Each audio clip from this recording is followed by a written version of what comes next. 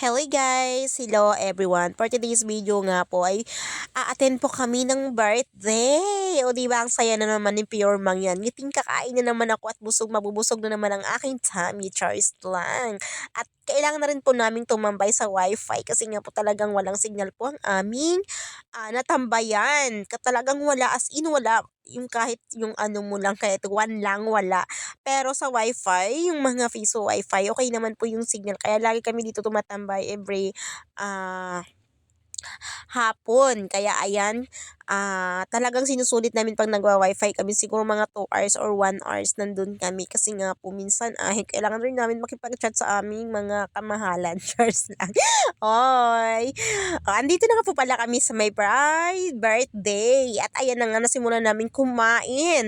Talagang, todo kain ako dito kasi nga po is minsan lang ako makatikim ng pansit, minsan lang ako makatikim ng Diyos, kaya sino Diyos? Oh my gosh! Lumalabas naman ang accent ko, chars lang. O, di ba kasama ko talaga yung aking pinsan lagi yan kasi kami lagi dalawang magkasama din yung dalawang bata na aking pinsan na rin. Pinsan na rin. O, di ba?